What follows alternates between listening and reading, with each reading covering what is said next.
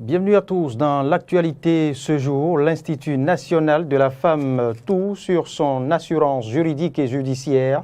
C'est le thème de la causerie débat organisée hier par l'Institut national de la femme dans un hôtel de Cotonou. L'initiative a été soutenue par la ministre des Affaires sociales et a réuni plusieurs personnalités politiques. À suivre, un constat unanime à Gbetagbo dans la commune d'Abomey-Calavi. Le stationnement anarchique d'une horde de camions crée des déconvenues aux riverains. Dans cette édition d'information, vous saurez davantage sur les mobiles qui sous-tendent la présence de ces ensembles articulés à cet endroit de l'arrondissement de Glodjigbe. Et puis, hors du Bénin, le processus de départ de la force Barkhane du Mali se poursuit. Hier, l'armée malienne a pris définitivement les clés de la base de Goussi au nord-est du pays. Plus de précisions dans ce 13h.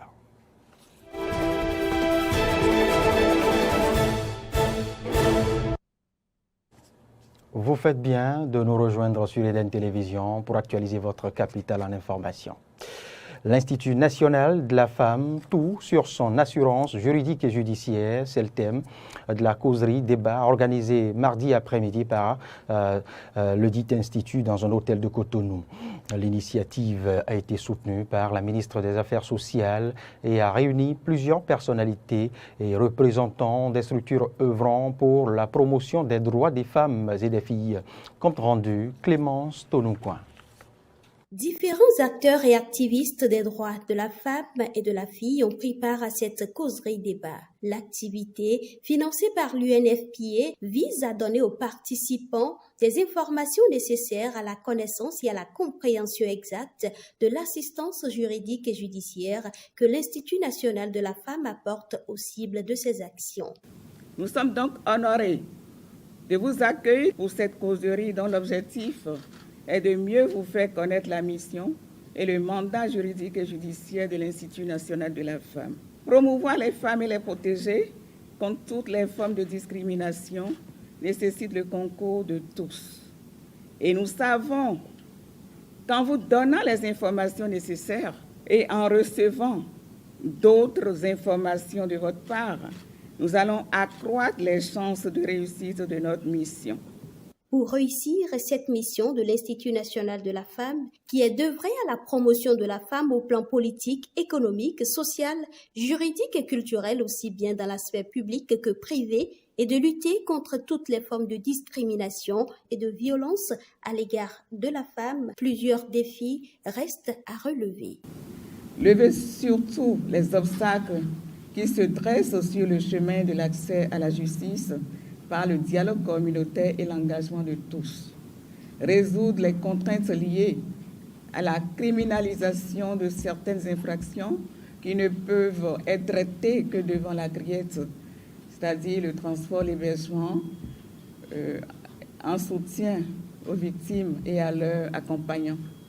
Promouvoir la participation effective des femmes dans les instances de prise de décision. Et enfin, il s'agit de braver tous les obstacles, qu'ils soient historiques, sociologiques, anthropologiques, politiques, sociaux et économiques, pour faire du Bénin une société au sein de laquelle la dignité féminine prend entièrement sa place. L'Institut national de la femme a bénéficié du soutien de la ministre des Affaires sociales et de la microfinance. Véronique Toifode-Mewanou estime que la création de cette institution est un tournant historique pour le Bénin en matière de protection de la femme. Je suis vraiment venue en soutien à mes sœurs de l'Institut et je pense que le président de la République a vu juste, il a vu loin en mettant en place ce modèle. Parce que ce modèle prend en compte toutes les failles non comblées du passé. Et lorsque nous avons présenté les différentes avancées, comme je le dis souvent, c'est un tournant historique que le Bénin a pris en matière de protection de la femme. Et lorsqu'on regarde toutes ces avancées, ailleurs, on nous demande même de leur envoyer les statuts de l'Institut. Ils veulent savoir, ils veulent avoir les éléments parce que c'est vraiment un modèle inédit. Et nous sommes sûrs que lorsque nous allons mettre en place les différentes étapes, nous allons forcément avancer vers quelque chose de magnifique pour les femmes. L'Institut national de la femme ambitionne d'atteindre zéro violence faite aux femmes et aux filles au Bénin avec la participation de toutes les femmes, qu'elles soient du milieu rural ou urbain, au bien-être social, au développement durable grâce à leur leadership et leur participation aux instances de prise de décision. Information de proximité à présent. Revenons à Gbetagbo, dans la commune d'Abomey-Calavi, plus précisément dans l'arrondissement de Glodjigbe, où la rareté du gasoil crée une situation inconfortable aux riverains. Des camions stationnent anarchiquement aux abords de la route inter-État à hauteur de Gbetagbo, empêchant ainsi les riverains d'exercer sans encombre leurs activités. Nadia Apeadi pour le reportage. Stationnement abusif ou dirions-nous plutôt stationnement anarchique, le carrefour Gbetagbo dans l'arrondissement d'Akasato est devenu le théâtre d'un désordre routier sans précédent. À l'origine de ce problème, le manque du gasoil, un hydrocarbure devenu une pelle rare depuis février dernier. Non, c'est le problème du gasoil. On ne gagne pas de gasoil quand on veut quitter. Il faut souvent s'arrêter dans les situations. Quand ça vient aussi, ça n'atteint pas tout le monde. C'est les gens de bidon là, c'est sûr, on gagne un peu, alors que là-bas c'est cher. On paye un bidon, 1 litre à 1000 francs là-bas. Le bidon ça fait 25 000. Comme ça, c'est ça qui fait qu'on n'arrive pas à vite quitter comme ça. Les gens qui prennent le gasoil là, c'est les connaissances. C'est ça qui fait. Oh, tout le monde n'a pas connaissance comme ça. Donc maintenant le problème, c'est le problème de gasoil là qui nous a bloqués. Il n'y a pas quelque chose. Bagaille, tout, non, ça là, ce n'est pas du problème. C'est le problème du carburant là qui nous a bloqués. En matière de sécurité routière, un stationnement sur le trottoir peut être fait seulement si le marquage au sol l'autorise, et ce n'est pas le cas ici à Gbetagbo. Une situation qui ne laisse pas indifférente les revendeuses au bord de la voie.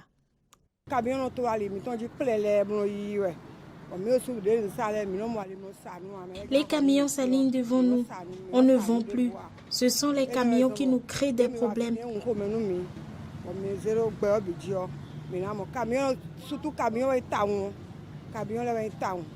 Et on crie, faut pas garer ici, faut pas garer ici. Et ils n'écoutent pas. En plus, ils nous disent que la voie appartient à l'État. Rappelons que la hausse des prix du carburant suscitée par la crise sanitaire a été finalement accentuée par la guerre russo-ukrainienne.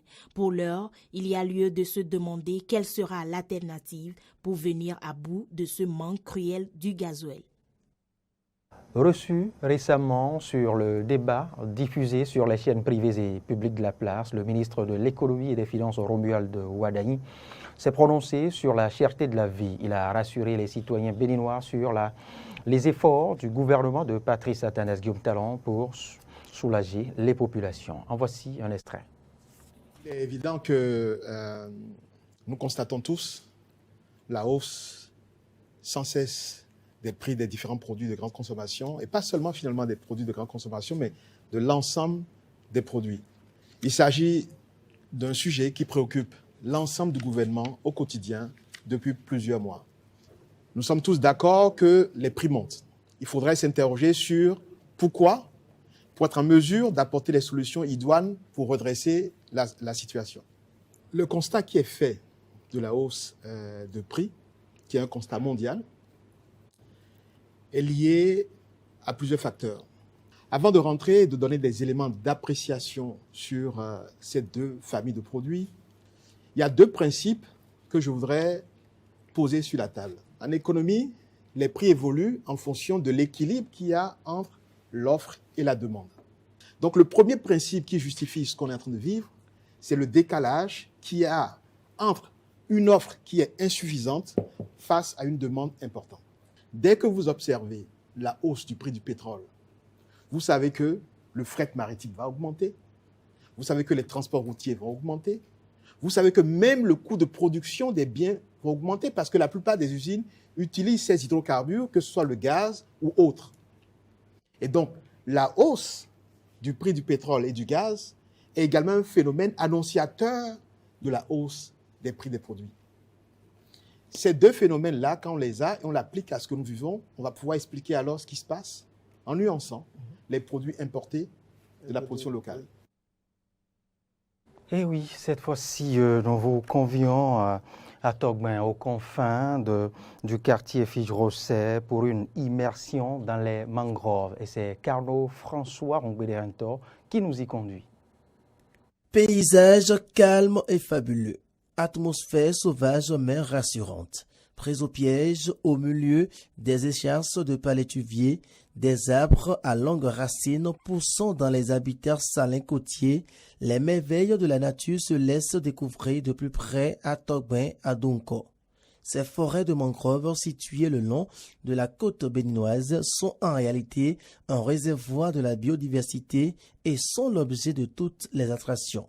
En semaine, tout comme en week-end, les gens y font pour du tourisme. Nous sommes précisément à Ronodi et dans les mangroves de Ronodi. Quand tu es là pour la visite, vous avez une barque à moteur bien sécurisée.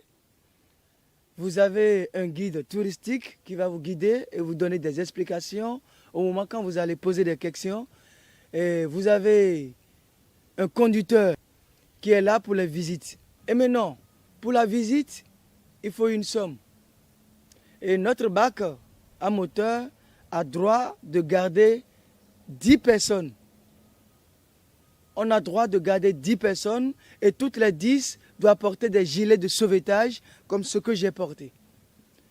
Et on a au moins 30 à 1 heure de temps pour visiter le lac. Et prendre par des endroits, passer par les voies de mangrove jusqu'à tomber sur le lac. Et puis après, c'est la visite. Après une demi-heure de balade sur la lagune côtière entre Adonko et Ronodi, l'on se rend compte de l'immense richesse que constituent les mangroves. Ce sont des arbres qui, de par leur fonction, aident les ressources halieutiques, les poissons, crabes et autres à pouvoir se reproduire aisément. De par leur attrait, ces plantes accueillent les oiseaux et facilitent l'hivernage entre plusieurs régions. C'est aussi un endroit qui sert de pique-nique pour les visiteurs. Et quand ils demandent de rester dedans pour pouvoir le faire, nous, on les laisse, ils restent dedans et ils font leur pique-nique. Quand ils demandent de s'installer dans l'eau, nous, on essaie de prendre des précautions, organiser comme on peut organiser pour qu'ils fassent au moins leur fête dans l'eau. Mais la plupart des gens que je rencontre demandent de rester dans la barque motorisée pour pouvoir faire. Il y a même des couples qui viennent et on a des tables qu'on installe bien organisées.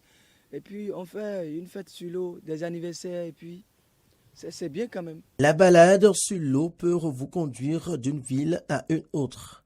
Mais pour bien en profiter, le guide touristique suggère que cela se fasse en semaine car en week-end, il y a du monde. Jusqu'au village des mangroves au nid des Azos. Après ça, on prend le long de l'autre côté du lac en allant vers Huida, déjà à partir de Avelekete. On est déjà sous les mangroves. On fait le long des mangroves jusqu'à Huida. Jusqu'à Grand Popo, on peut faire des visites. Et passer par des mangroves jusqu'à Grand Popo. Et j'aurais vraiment aimé que vous preniez au moins un temps dans les semaines pour faire votre balade. Là, vous serez plus à l'aise. On est plus à l'aise de faire ce qu'on fait. Et on s'amuse plus, on a plus de temps. Mais en week-end, on n'a pas assez de temps. Parce qu'il y a tellement du monde. Et quand la barque ramène, ça doit vite ramener encore de l'autre côté. Quand ça ramène, donc, le clientèle aussi n'a pas assez de temps pour vivre comme cela se doit. En plus d'être des réservoirs de la biodiversité, ces écosystèmes sont de véritables remparts contre l'érosion côtière et constituent, selon les études, des puits carbone très prisés, ce qui permet d'affirmer que les mangroves sont capitales pour la régulation de l'environnement. Et c'est ce beau magazine qui vient de clôturer la page Nation de ce journal hors des frontières du Bénin. Nous nous rendons maintenant au Mali. L'armée française a officiellement remis aux forces armées maliennes FAMA ce mardi 19 avril 2022 les clés de la base de Gossi dans le nord du pays. Une avancée majeure dans le processus de départ définitif de la force anti-djihadiste Barkhane du Mali. L'annonce a été faite 24 heures plus tôt par le colonel français Pascal Lani, précisant que la base accueillait 300 soldats français. Le déménagement prend en compte quelques 400 conteneurs. Le poste a été restitué en l'état avec tous les dispositifs défensifs, tous les équipements ainsi que des infrastructures de casernement. Et ce sera tout pour ce point de l'actualité sur Eden TV. Merci de l'avoir suivi. Je vous précise que l'actualité se poursuit sur nos différentes plateformes digitales, Facebook, Twitter et YouTube, et sur notre site internet bénin-6eden.tv. Bon appétit.